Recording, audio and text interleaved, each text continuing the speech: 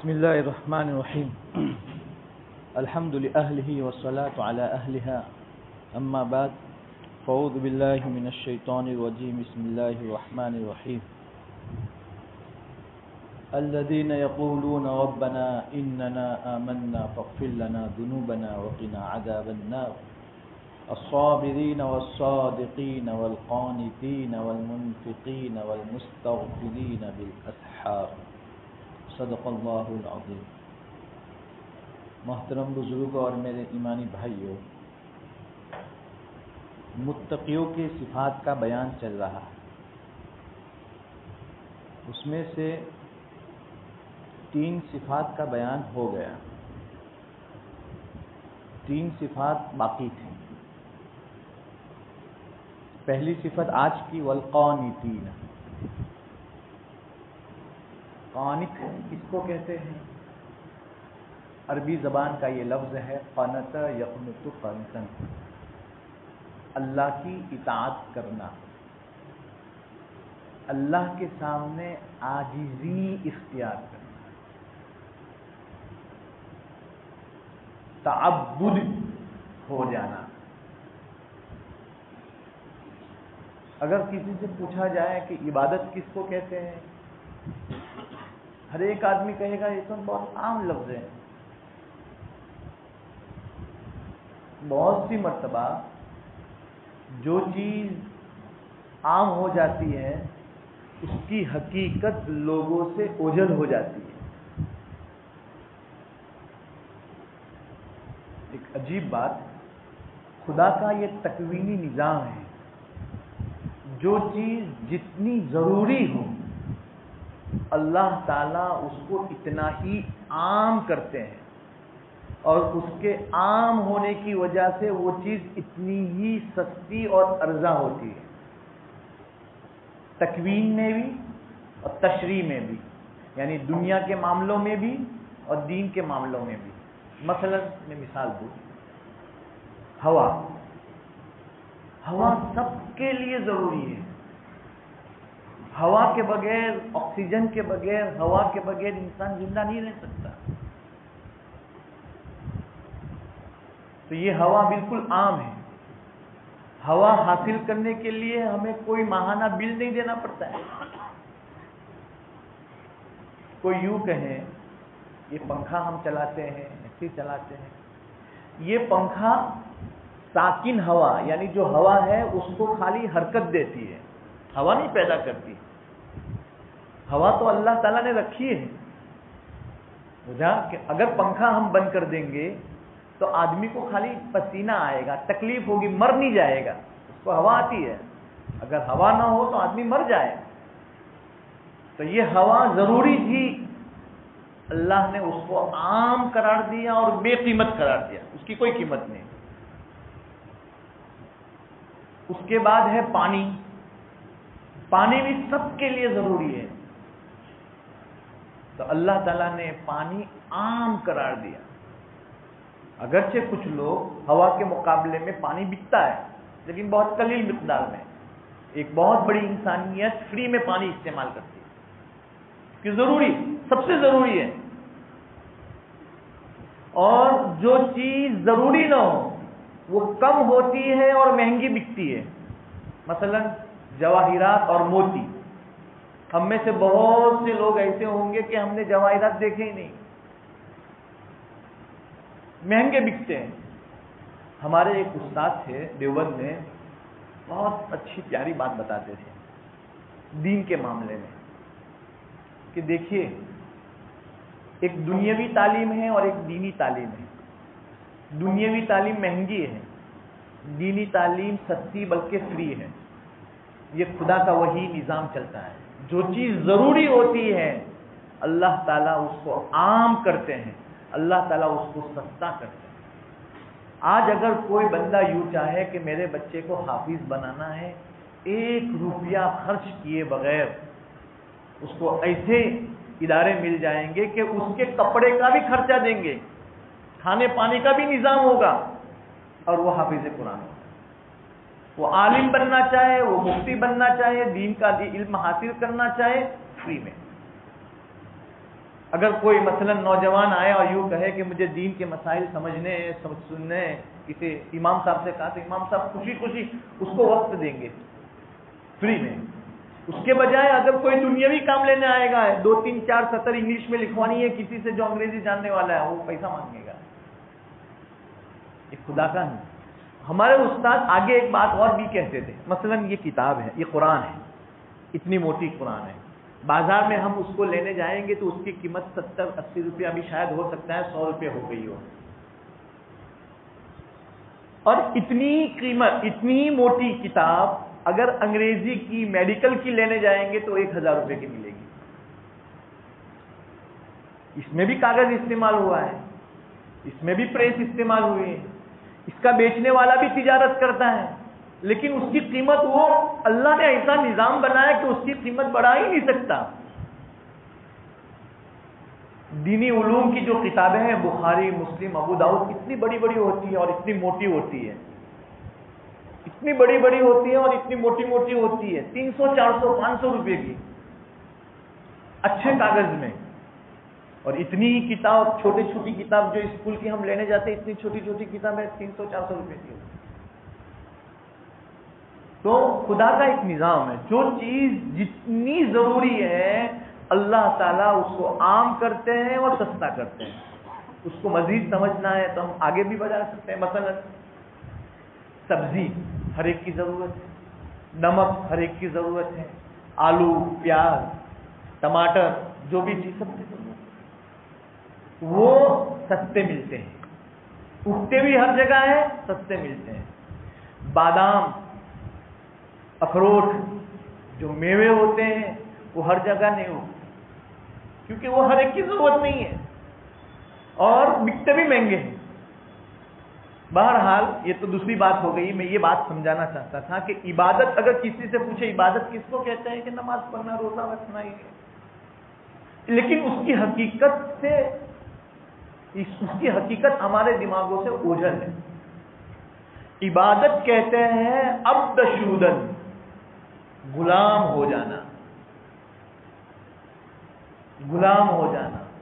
دیکھیں، نوکر اور ملازم ڈیوٹی کرتا ہے، اس کے لیے وقت متعین ہے، کام متعین ہے. غلام جو ہوتا ہے، غلام، اس کے لیے وقت، کام متعین نہیں ہے، ہر وقت اس کو آقا کے پاس رہنا ہے. اس سے آگے ہے عبد، اس کو تو پرستش کرنا ہے، عبادت کرنا ہے. غلام ہونا ہے، بندہ ہونا ہے. عبادت کہتے ہیں اللہ کا بندہ ہونا. اگر ایک غلام اپنے آقا کی 99 بات مانتا ہو اور ایک بات نہ مانے تو اس غلام کو کیا کہیں گے؟ نافرمان غلام ہے. اور ہمارے یہاں ہم 99 بات اللہ کی نہیں مانتے، ایک بات مانتے ہیں، نماز پڑھ لیتے ہیں، تو ہم کیسے عبادت کہہ سکتے ہیں؟ دین صرف نماز کا نام نہیں ہے. دین 5 چیزوں کا نام ہے: عقائد، عبادات، معاملات، معاشرت اور اخلاق. ان 5 چیزوں کا نام ہے دین. اب ہم غور کریں. سب سے پہلی چیز لیں ہمارے عقائد. نمبر 2 ہے عبادات. ہم دیکھیں، ہم نماز پڑھنے والے کہیں گے، عبادت کرنے والے نہیں کہہ سکتے. جمعہ پڑھنے والا بھی نماز پڑھنے والا ہے.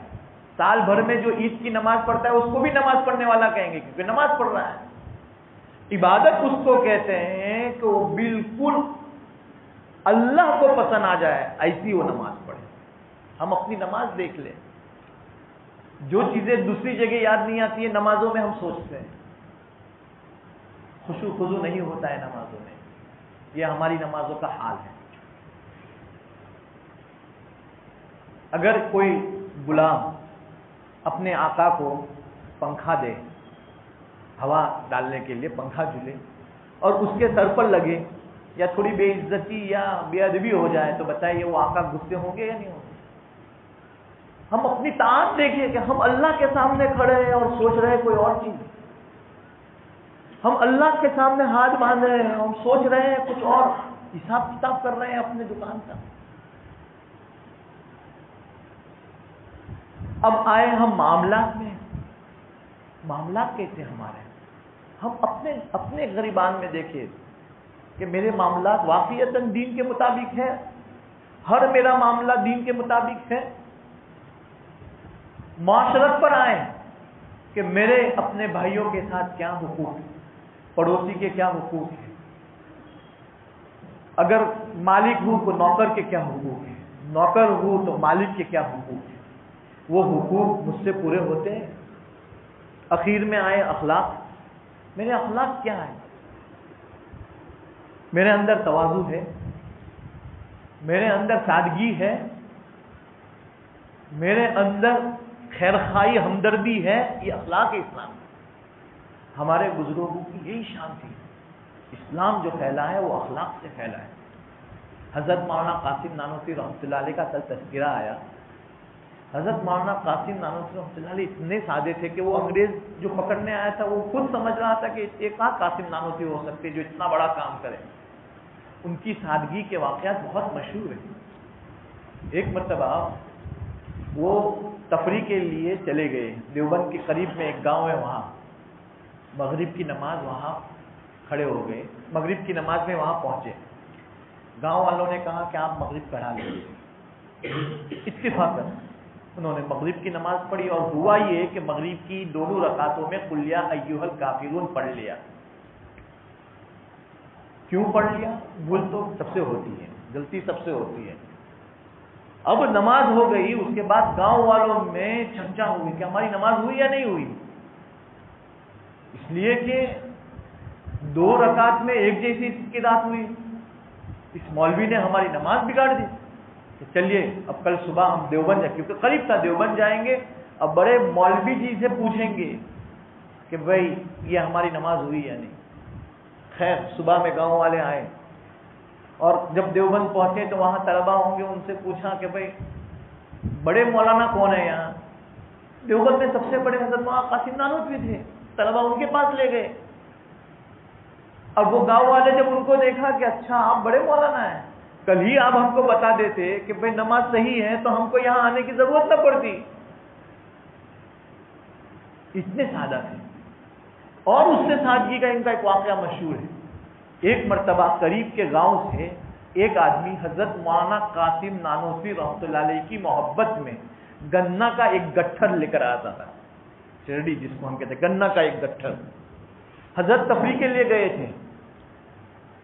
راستے میں وہ بوڑھے میاں جو لے کر آ رہے تھے محبت میں، وہ ملے اور دیکھا کہ ان سے چلا نہیں جا رہا ہے.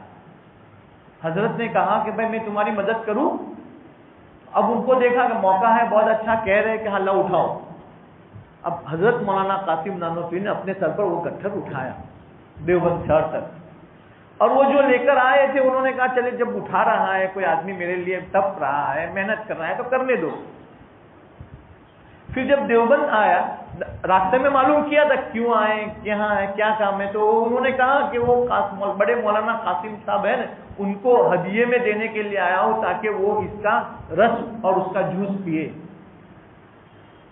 حضرت نے اس وقت کچھ بھی نہیں بتایا. حضرت نے وہاں دیوبند شہر آتے ہی ان کو دے دیا اور اپنے کمرے چلے گئے. اور پھر پوچھا بچوں سے بڑے قاسم نانوتوی صاحب کہاں ہیں؟ تو ان کو وہاں لے گئے. تو اس بوڑھے میاں نے دیکھا کہ یہ وہی آدمی ہے. یہ ہے ساتھ. حضرت مولانا اسماعیل شہید رحمۃ اللہ علیہ ہمارے بھی ہندوستان کے بزرگ میں سے گزرے ہیں. بہت جلالی طبیعت کے تھے، لیکن تواضع ان کا مصنوعی نہیں تھا، حقیقی تھا. ایک مرتبہ بیان کر رہے تھے، بیان کے دوران کسی نے یہ کہا اے مولانا تمہارا نسب نامہ کیا ہے؟ تم تو ولد الزنا ہو. ایک ایسی بات کہی کہ آدمی کو غصہ آ جائے، لیکن غصے نہیں ہوئے. بہت اطمینان کے ساتھ جواب دیا. کیا جواب دیا؟ میرے ماں باپ کے نکاح میں جو گواہ تھے وہ گواہ آج بھی موجود ہیں. آپ نے جو بات کہی وہ بات غلط کہی. سادگی، اخلاق، تواضع یہ ہمارے دین کا اہم حصہ ہے. تو آج ہم دیکھیں عبادات میں، معاملات میں، معاشرت میں، اخلاق میں ہم کتنے گر گئے. مسلمانوں کی عزت اس دنیا میں اسلام پر عمل کرنے پر ہی ہوگی. وَأَنْتُمُ الْأَعْلَوْنَ إِن كُنتُم مُؤْمِنِينَ، یہ قرآن کا وعدہ ہے. یہ اسی وقت ہوگا کہ تم 100% ہر شعبے میں مومن ہو جاؤ تو آپ وَأَنْتُمُ الْأَعْلَوْنَ ہوں گے. اور اللہ تعالیٰ نے وہ منظر دکھایا صحابہ کے سامنے. اگر سب شعبوں میں ہم پکے مسلمان ہو گئے تو وَأَنْتُمُ الْأَعْلَوْنَ ہوں گے. آج ہمیں اعتراض ہوتا ہے یا ہر جگہ مسلمان ذلیل. دیکھیے کافر مشرک ان کی عزت خدا کو راضی کرنے پر نہیں ہے. ان کو تو ہمیشہ ہمیش کی جہنم ہے. ان کو تو ہمیشہ ہمیش کی جہنم ہے ہی. مسلمانوں کو، مومنوں کو دنیا کی عزت موقوف ہے خدا کی رضامندی پر. خدا راضی ہوں گے تو ہی دنیاوی عزت ملے گی. کافروں کے لیے اور مشرک کے لیے یہ حکم نہیں ہے. اللہ سے ڈرنے والے بندے کیا بات کہتے ہیں. ایک اللہ سے ڈرنے والا بندہ ملاقات ہوئی، اس نے کیا بات بتائی یار کہ ہمارے غیبت، بہتان، ایک دوسرے کے ساتھ برے معاملے، ہمارے معاملات معاشرت ٹھیک نہ ہونے کی وجہ سے، نمازیں صحیح نہ ہونے کی وجہ سے، نوجوان مسجدوں سے دور ہونے کی وجہ سے اللہ ہم سے ناراض ہے. اور اللہ کی ناراضگی کی وجہ سے یہ بیماری پھیلی ہے. اور اس بیماری کی وجہ سے مسلمان تو اس کے مستحق تھے، بیچارے کافر جن کی ہمیشہ جہنم ہے وہ بھی پریشان ہو رہے ہیں ہماری وجہ سے. بات اس نے بڑی معقول کی کہ ہمیں تو اپنے ایمان کی وجہ سے جنت ملنی ہے اور ہماری عزت موقوف ہے اللہ کی رضامندی پر. اللہ راضی ہوں گے جب دین کے یہ تمام شعبے زندہ ہوں. آج ہم جو دینداری سمجھتے ہیں، نماز وغیرہ، ایمان جو سمجھتے ہیں، وہ ہمارا ایمان. بہت سے لوگوں کو اعتراض ہوتا ہے کہ وہی نمازیں ہم بھی پڑھتے ہیں جو صحابہ پڑھتے تھے، وہی زکوٰۃ ہم دیتے ہیں، وہی حج ہم کرتے ہیں جو صحابہ ہوتے تھے. صحابہ کی اتنی عزت تھی، ہماری کیوں رہی؟ وجہ اس کی یہی ہے کہ ایک چیز ہوتی ہے صورت اور ایک چیز ہوتی ہے حقیقت. دونوں میں فرق ہے. صورت اور حقیقت میں فرق ہے. میں مثال دوں، پرانے زمانے میں گھروں میں شوکیس بنایا جاتا تھا.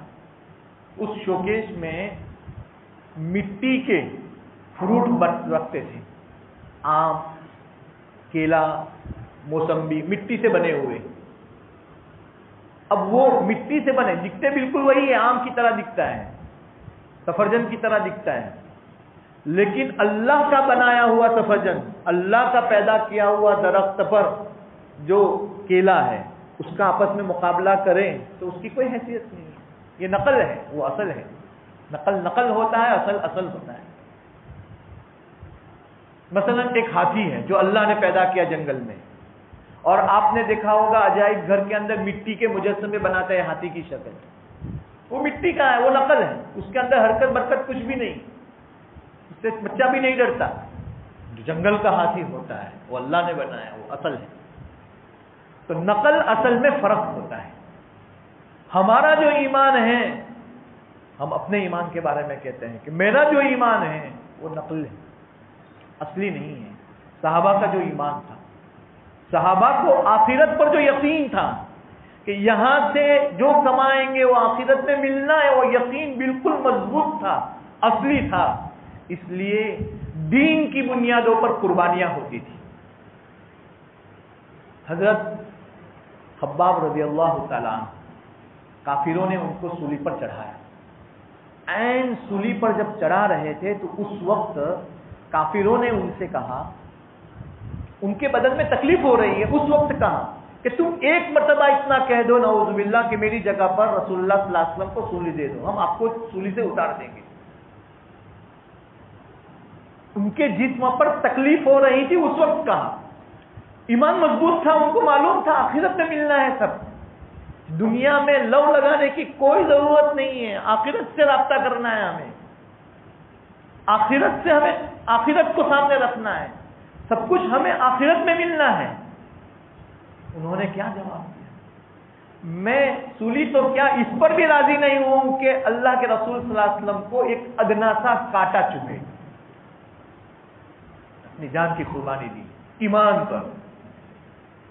حضرت ابو سلمہ رضی اللہ تعالیٰ عنہ مکے میں تھے، مسلمان ہو گئے. ان کے گھر میں ان کی جو اہلیہ تھی ام سلمہ رضی اللہ تعالی عنہا، جو قریش کے بڑے لوگوں کی بیٹی تھی. حضرت ابو سلمہ رضی اللہ تعالیٰ عنہ کو ہجرت کرنی تھی مدینہ، ہجرت کرنی تھی مدینہ. مکہ کے لوگوں نے کیا کہا کہ دیکھیے اگر آپ کو اپنا ایمان بچانے کے لیے جانا ہے مدینے تو جاؤ، ام سلمہ رضی اللہ تعالیٰ عنہا کو ہم نہیں چھوڑیں گے، ہماری بیٹی کو نہیں چھوڑیں گے. ایک طرف تقاضا تھا بیوی کا اور ایک طرف تقاضا تھا دین کا. دین بنا ہوا تھا، یقین پکا تھا، اصلی تھا کہ جو خدا ام سلمہ مجھے مکے میں دے سکتے ہیں وہ اللہ قادر ہے اس بات پر کہ مدینے میں بھی ان سے ملاقات کروائیں گے. انہوں نے کہہ دیا کوئی بات نہیں، ایمان بچانا ہے، چلے گئے. بعد میں جا کر ام سلمہ رضی اللہ تعالیٰ عنہ بھی پھر ہجرت کر کے مدینہ المنورہ تشریف لے. حضرت ابو طلحہ رضی اللہ تعالیٰ عنہ ایک مرتبہ نماز پڑھ رہے تھے اپنے باغ میں. وہ باغ آج بھی بتاتے ہیں، مسجد نبوی جہاں بنی ہوئی ایک جگہ بتاتے ہیں، وہاں ایک آیت لگی ہوئی ہے لن تنالوا البر حتى تنفقوا مما تحبون.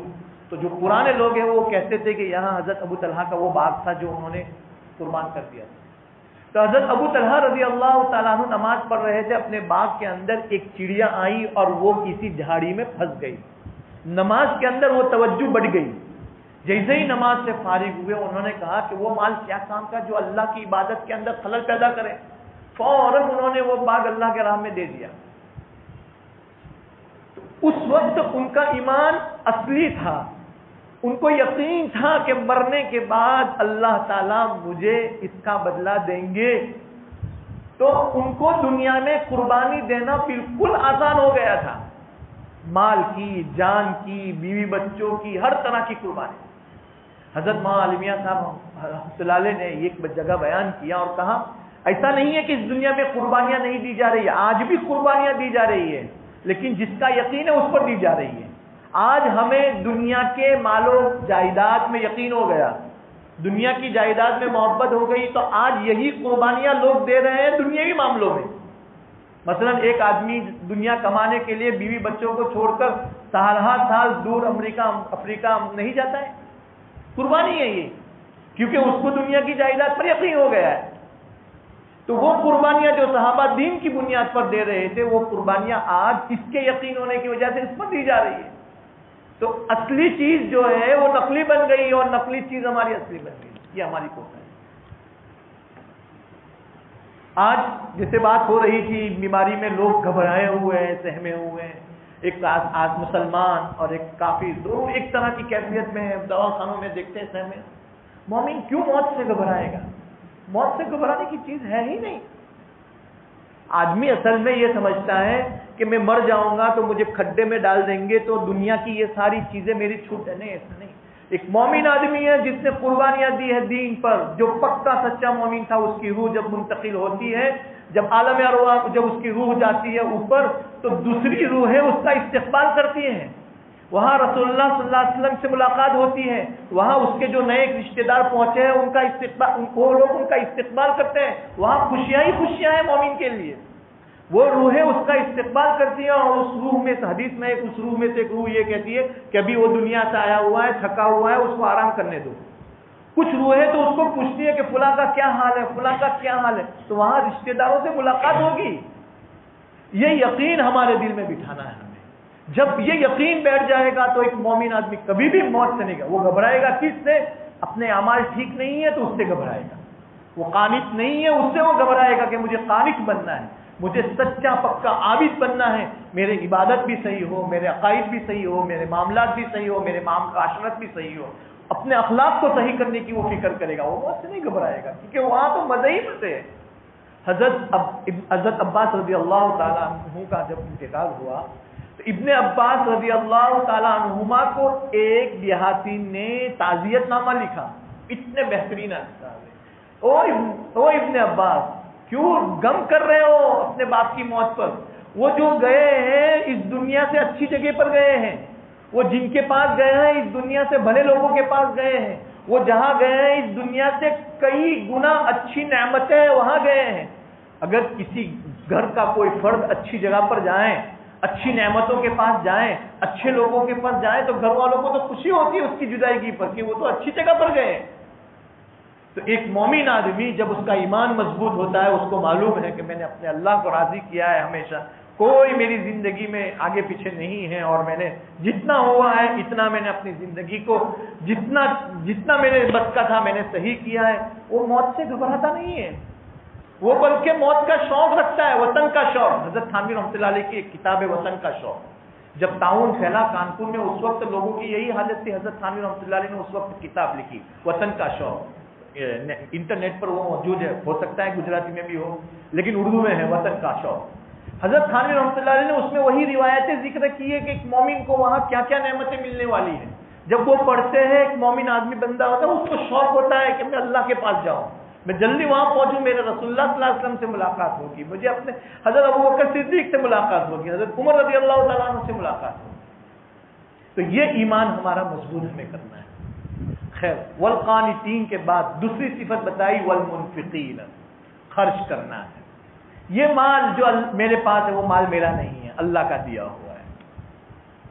یہ دنیا میں جتنی بھی مومنٹ ہوتی ہے، یہ ٹرک ہو، کیمیکل ہو، اور یہ جتنی بھی کنسٹرکشن کی لائن ہو، جو بھی چیزیں ہیں، آپ غور کریں، اللہ نے خزانے زمین میں بنائے تبھی تو ہے، اگر اللہ تعالیٰ زمین میں خزانے یہ نہ بناتے تو یہ ساری چیزیں نہ ہوتی۔ یہ سارا مال اللہ کا ہے۔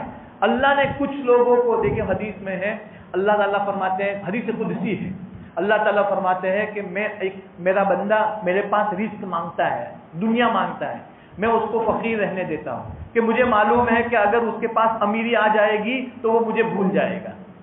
اور ایک بندے کو وہ امیری مانگتا ہے تو اس کو امیری دے دیتا ہوں، اس لیے کہ مجھے معلوم ہے کہ اگر اس کو فقیری دوں گا تو وہ مجھے بھول جائے گا۔ تو امیری اور غریبی کی جو فیصلے اللہ نے کیے وہ ہماری مصلحت کے مطابق کیے ہیں، کہ امیر اس لیے رکھا ہے کہ ہو سکتا ہے اس میں اللہ کی رضا ہو، غریب اس لیے رکھا ہے کہ اس میں اللہ تعالیٰ کی مصلحت ہے۔ تو یہ مال جو ہے وہ اللہ کا دیا ہوا ہے، اللہ نے مجھے ٹرسٹی بنایا ہے، اب مجھے اللہ کے کہے ہوئے کے مطابق خرچ کرنا ہے، جس میں زکوٰۃ ہے، صدقات ہے، نفلی ہے، اپنے آخرت کے فائدے کے لیے، غریبوں کی ہمدردی ہے، کیونکہ میں مالک نہیں ہوں، مالک تو اللہ ہے۔ تو میرا پڑوسی بھوکا ہے، میں کھلاؤں گا، میرا پڑوسی بے گھر ہے، میں اس کا گھر بناؤں گا، میرے پڑوسی کے گھر میں جوان لڑکی ہے، شادی کرنا ہے، اس کو تھوڑا خرچہ ہے تو اس کی شادی کراؤں گا، تو میرے پر جو حقوق ہے اس میں خرچ کروں گا، اللہ کی رضا کے لیے، بتلانے کے لیے نہیں لوگوں کو، اللہ کی رضا کے لیے۔ حضرت امام غزالی رحمۃ اللہ علیہ نے بہت اچھی مثال دی ہے اس پر کہ خرچ کرنے سے مال کم نہیں ہوتا ہے، خرچ کرنے سے مال کم نہیں ہوتا ہے۔ وہ شکل کیا بنتی ہے کہ کسی کا رزق ہمارے واسطے سے اللہ تعالیٰ پہنچاتے ہیں اس تک، وہ مال میرا نہیں ہے۔ مثلا میں نے کسی کو 1000 روپیہ دیا بخشش، وہ 1000 روپیہ دکھتا یہ ہے کہ میرا تھا، میں نے اس کو دیا، میرا نہیں تھا، وہ اس کی تقدیر کا تھا، اللہ نے میرے واسطے سے اس کو پہنچایا۔ میری قسمت کا جو لکھا ہوا ہے وہ میرے پاس رہے گا۔ اس کی مثال امام غزالی نے یہ دی کہ دیکھیے، ایک جگہ سے پانی آتا ہو پرنالے سے، اور ایک حوض بنا ہے، اور دوسری جگہ سے جانے کا راستہ ہو۔ پانی یہاں سے آتا ہے، یہاں سے جائے گا، حوض میں کتنا پانی رہے گا؟ جتنی حوض کی مقدار ہے۔ اگر یہ جانے والا پانی میں بند کر دوں، آنے والا پانی آتا رہے گا، تو کیا ہو جائے گا؟ پانی اوپر سے ابلے گا، یا رفتار جو آنے کی جو رفتار ہے نا وہ رک جائے گی، وہ آہستہ ہو جائے گی، اور جو آتا ہے تو اپنی حیثیت کے مطابق وہ پانی نیچے گرتا رہے گا۔ حضرت امام غزالی یہی کہتے ہیں کہ جو آدمی خرچ کرتا ہے تو ایک جگہ سے آتا ہے، دوسری جگہ جاتا ہے، اس کی قسمت میں جو لکھا ہوا ہے اتنا باقی رہے گا۔ یہ خرچ کرے گا آتا رہے گا، وہ خرچ کرے گا آتا رہے گا۔ اگر اس نے خرچ کرنا بند کر دیا تو یہ مال جو اس کا نہیں تھا، زیادہ اس کے پاس آ گیا ہے، وہ فضول خرچی میں استعمال ہو جائے گا، ضائع ہو جائے گا، جو نہ اس کے فائدے میں ہوگا نہ کسی اور کے فائدے میں آئے گا۔ اچھا مال اچھی جگہوں پر استعمال ہوگا، برا مال بری جگہوں پر استعمال۔ یہ طے اصول ہے، مصارف مداخل کی علامت ہے۔ جیسا آپ کا مصرف، جیسا آپ کا مدخل، ویسا آپ کا مصرف. آمدنی آپ کی جیسی ہوگی استعمال بھی ایسی. اچھے جگہ سے بہترین کمایا ہے اللہ تعالیٰ، نیک کاموں میں، اچھی جگہوں میں، ہمدردی میں، انسانیت کی بھلائیوں میں خرچ کرنے کے لیے اللہ تعالیٰ آپ کو توفیق دیں گے. نہ کہ یہ کہ بچے کی شادی میں لوگوں کو دکھلانے کے لیے خوب خرچ کر دیا، بلکہ وہ یہ کہے گا کہ اتنا پیسہ میں اپنی قوم میں، اپنے قوم کی اسکول کے لیے، اپنے بچوں کی اسکول کے لیے میں خرچ کروں. اللہ تعالیٰ یہ توفیق دیتے ہیں. بہرحال امام غزالی نے کہا، حدیث میں آتا ہے کہ خرچ کرنے سے مال گھٹتا نہیں ہے، بڑھتا ہے. اس کی مثال انہوں نے یہ دی کہ آدمی جب خرچ کرتا ہے تو اللہ تعالیٰ اس کو دیتے ہیں. والمنفقین، ایک صفت یہ بتائی مومنین کی، اور آخری صفت بتائی والمستغفرین بالاسحار، تہجد کے وقت اللہ تعالیٰ سے اپنے گناہوں کی معافی مانگنے والے. تہجد کی نماز، حدیث میں تہجد کی نماز جو ہے دأب الصالحین من قبلکم، پرانے زمانے میں نیک لوگوں کی عادت تھی. اس جملے سے ہمارے کچھ بزرگوں نے یہ بات کہی کہ جو آدمی تہجد نہ پڑھے اس کو ولایت مل ہی نہیں سکتی. اس کو ولایت ولی بننا ہے اللہ کا، اس کو نیک بننا ہے تو اس کو تہجد پڑھنا پڑے گا. آج کل تو ہمیں بہت مفت کا چانس مل رہا ہے، سحری کھانے کے لیے اٹھتے ہی ہے وہ تہجد کا وقت ہے، اللہ تعالیٰ کے سامنے وہ 2-3-4 سجدے کر دے اور دعا کرے اللہ تعالیٰ سال بھر ایسی توفیق دے یہ نماز. اور اس وقت اللہ تعالیٰ سے روئے. اللہ تعالیٰ اعلان کرتے ہیں کوئی ہے مغفرت چاہنے والا کہ میں اس کی مغفرت کروں، کوئی ہے مانگنے والا کہ میں اس کو دوں. تہجد وقت کی ہوئی دعا اللہ تعالیٰ قبول کرتے ہیں. توبہ کریں گے، ہم اپنا جو کچھ ہوا ہے اس سے توبہ کریں گے، آئندہ ہم اپنی زندگی کو سدھاریں گے. توبہ کے لیے 3 شرطیں ہیں. پہلی شرط کیا ہے؟ جتنے گناہ ہو گئے اس پر نادم ہو، پشیمان ہو، شرمندگی ہو، یا نہیں ہونا تھا لیکن ہو گئے. نمبر 2، آئندہ ایسا کبھی نہیں کروں گا، اس کا پکا عزم ہو. نمبر 3، جو کچھ ہو گیا ہے اللہ تعالیٰ سے اس کی معافی مانگے، قول اور فعل دونوں سے. قول اور فعل دونوں سے کا مطلب کیا ہے؟ مثلا نماز قضا ہو گئی ہے، اب آدمی یوں اللہ سے کہ اللہ میں نے بہت ساری نمازیں چھوڑ دی، معاف کر دے. نہیں، یہ کافی نہیں ہے. اب جو نمازیں چھوٹی ہے اس کی قضا شروع کرو، اس کی قضا شروع کرو. دیکھیے آپ نے سچے دل سے قضا شروع کی. اسی طرح مثال کے طور پر حقوق العباد میں کمی رہ گئی تھی، آدمی نے پکا سچا ارادہ کیا کہ جن جن لوگوں کا میں نے حق دبایا ہے یا جن جن لوگوں کی میں نے غیبت کی ہے سب سے میں معافی مانگا. جیسے جیسے اس کو یاد آتا ہے اس سے معافی مانگتا ہے پکے سچے دل کے ساتھ، اور اچانک اس کی موت ہوگی تو اللہ تعالیٰ اس کے سارے گناہ معاف کر دیں گے. اور محدثین نے اس کو ایک آدمی نے اگر پکے سچے دل سے توبہ کی اور عملی طور پر اس نے قدم آگے بڑھا دیا اور عمر نے وفا نہیں کی، اس سے پہلے وہ چلا گیا، یعنی اس کی عمر نہیں کہ وہ سارے حقوق کو ادا کرے، اس سے پہلے چلا گیا، اللہ تعالیٰ اپنے فضل و کرم سے جن جن لوگوں کے حقوق باقی تھے اللہ تعالیٰ ادا کر دیں گے اور اس کو جنت دے دیں گے. استدلال کیا ہے اس واقعے سے کہ ایک آدمی نے 99 کو قتل کیا. ایک عالم کے پاس گیا اور یہ کہا کہ میری مغفرت کا کوئی ذریعہ ہے، تو کہا کہ ایک آدمی کو قتل کرنے والے کی مغفرت نہیں ہوگی تو 99 کے قتل کی کہاں مغفرت ہوگی. انہوں نے ایسا جواب دیا تو اس کو غصہ ہے، اس نے اس کو بھی مار دیا کہ جب جانا ہی ہے جہنم میں تو 100 پورے. لیکن پھر بھی اس کو دل میں احساس ہوا کہ نہیں میں غلط کر رہا ہوں، مجھے معافی مانگنی چاہیے. کسی اور کے پاس گیا، اس کو کہا میں نے یہ کیا کہ 99 کو مارا تھا اور 100 کو اس لیے مارا کہ اس نے مغفرت کا کوئی راستہ نہیں بتایا، آپ بتائیے کوئی مغفرت کا راستہ ہے؟ تو انہوں نے کہا کہ ہاں آپ کے لیے مغفرت کا راستہ ہے، آپ اللہ تعالیٰ سے توبہ کیجیے اور ایک کام کیجیے، یہ انسانوں کی جو آبادی ہے، جو بستی ہے، اس کو چھوڑ کر جنگل میں آپ چلے جائیں. وہ آدمی پکے سچے، کیونکہ اس کے دل میں طلب تھی، فکر ہو گئی تھی کہ نہیں مجھے معافی مانگنی ہے اللہ سے. وہ انسانوں کی بستی چھوڑنے کے لیے جنگل کی طرف گیا. ابھی بستی چھوڑا نہیں، جنگل پہنچا نہیں تھا، اس کی موت ہو. اس کا چہرہ خالی جنگل کی طرف تھا. اب رحمت کے فرشتے اور عذاب کے فرشتے آپس میں لڑ رہے ہیں. یہ تو 100 کا قاتل ہے، اس کو جہنم میں لے جانا ہے. رحمت کے فرشتے کہتے ہیں کہ نہیں اس کو جنت میں لے جائیں. تو اللہ تعالیٰ نے یہ فیصلہ کیا اپنے قدرت سے کہ کہا کہ جو زمین کم ہوگی، جہاں کا فاصلہ کم ہوگا وہ لوگ لیں گے. تو اللہ نے وہ جنگل والا فاصلہ کم کر دیا اور یہ فاصلہ بڑھا دیا. اللہ نے اپنی رحمت سے، پکا سچا طلبگار تھا وہ. تو اگر ایک بندے نے اپنے زندگی میں کیے ہوئے گناہ اس پر اس کو ندامت ہو گئی، آئندہ نہ کرنے کا پکا ارادہ کیا، اور اپنے طور پر اس نے نماز قضا ہو گئی ہے، زکوٰۃ دینا باقی، اپنے طور پر دینا، ابھی تو ایک ساتھ نہیں دے سکتا ہے، تھوڑا تھوڑا دینا شروع کر دیا، لیکن پکا سچا ارادہ تھا اور کرنا شروع کر دیا، اگر اللہ اس کو زندگی لمبی ملی تو پورا ہو جائے گا، لیکن اگر زندگی لمبی نہیں ملی اور یوں ہی اللہ کے یہاں چلا گیا، اللہ اپنے فضل و کرم سے اس کی مغفرت کر دیں گے۔ تو میرے محترم دوستوں بزرگوں، تو یہ متقیوں کے صفات سے یہ بات معلوم ہوئی کہ ایک مومن کے لیے ضروری ہے کہ اپنے اندر یہ صفات پیدا کرے۔ اللہ تعالیٰ مجھے اور آپ کو کہنے سننے سے زیادہ عمل کی توفیق عطا فرمائیں۔ آج کا مسئلہ ہے کہ